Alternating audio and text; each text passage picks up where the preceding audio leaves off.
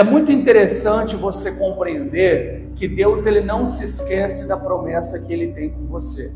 Eu tenho batido numa tecla aqui durante essa semana, que através da sua oração tem familiares seu que está sendo abençoado. O fruto que Salomão estava colhendo, ele não vinha só de Salomão, ele vinha lá de trás do seu pai Davi.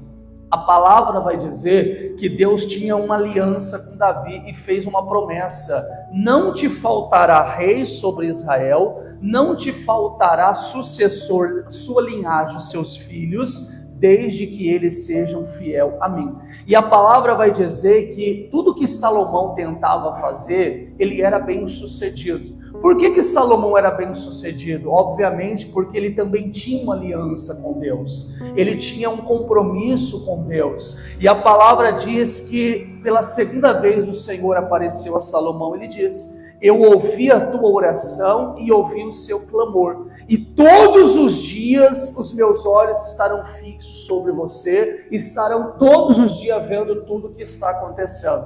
Durante a nossa vida aí fora, vai ter dias que a gente vai achar, preste atenção na palavra, achar que a gente está cheio, e vai ter dias que a gente vai achar que nós estamos sozinhos.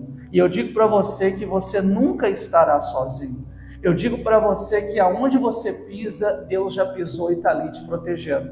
Todos os dias da nossa vida, a gente vai ver lutas e dificuldades se levantando de vários os lados. E você vai ter que ter uma experiência, você vai ter que ter um amadurecimento espiritual para saber lidar com as dificuldades do dia a dia. Lutas que se levantarão às vezes na sua família, lutas que se levantarão às vezes na sua casa, lutas que se levantarão no seu trabalho, lutas que se levantarão na sua família, lutas que se levantarão aqui dentro da sua mente, lutas que se levantarão dentro do seu coração como um sentimento de ansiedade que você tem que controlar. Eu tenho falado sobre isso aqui. Às vezes você quer vencer o diabo lá fora, mas antes de você vencer o diabo, você tem que ter o controle da sua mente. Você não pode permitir com que ele tire você do controle. Um dos dons do Espírito Santo chama-se mansidão.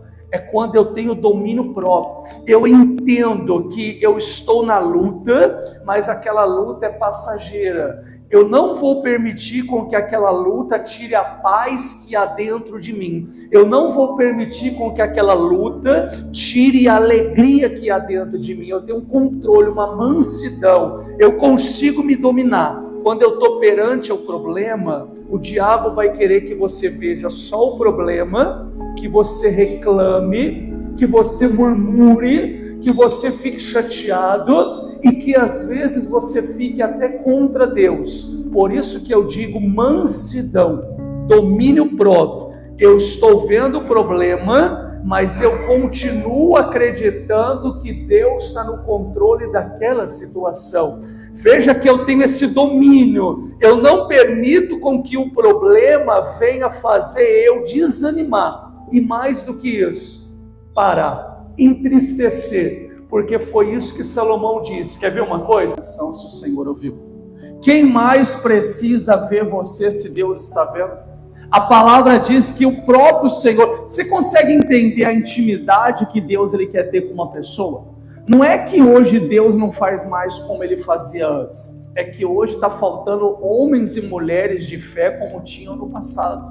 Você pode perceber que no passado o problema não abalava os homens e as mulheres de fé. O Deus continuava sendo o mesmo, o fogo descia, os milagres aconteciam, os diabos, os demônios obedeciam, porque o diabo ele sabe uma coisa chamada limite, e dali para frente ele não pode tocar na sua casa, na sua família, se Deus não permitir ou se você não der brecha.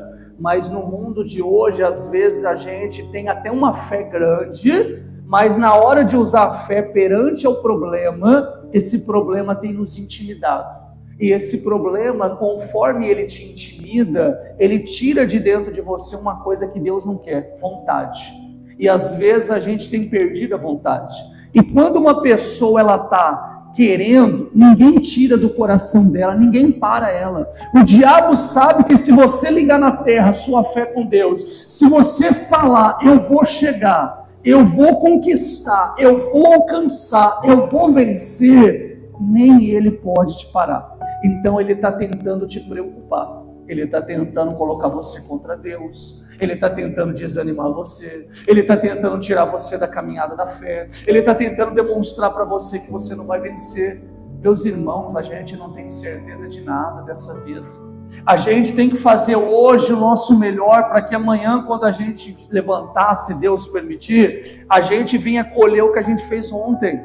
E assim venha ser todos os dias com a consciência em paz, sabendo que cada dia a gente está tentando ser melhor do que ontem. A gente não vai ser perfeito. Eu não sou, você não é, nós nunca seremos perfeitos. A gente pode viver dentro da igreja, ler a Bíblia o dia inteiro, todos os dias, que nós não conseguiremos ser perfeito. Não adianta eu dizer isso para você, somos seres humanos, mas temos que tentar melhorar. E quando eu digo tentar, passa pela palavra se esforçar. E tem coisas que não precisa você pedir para Deus fazer. Se você for fiel a Deus e fizer a sua parte, aquelas coisas serão consequências que Deus vai trazer sobre a sua vida. Porque às vezes a gente foca muito no resultado, principalmente hoje no mundo que nós vivemos, porque a necessidade é muito grande, então a gente pensa que precisamos somente do resultado. Mas às vezes a gente esquece que no meio desse processo, eu tenho que construir, eu tenho que ter uma relação com Deus para que quando eu chegar lá na frente, a minha base seja uma base sólida. O que eu fiz seja firme e não na areia. Seja algo tão forte, seja algo tão firme, que quando os problemas e as dificuldades se levantarem, a base é tão forte que não permite eu cair. Por que às vezes tem pessoas que até chegam, mas mediante a um problema cai? Porque você não deve se preocupar só em chegar, você deve se preocupar que esse processo de aprendizado, você precisa caminhar de mão dadas com Jesus. Diga glória a Deus. Nós precisamos caminhar de mão dadas com Jesus.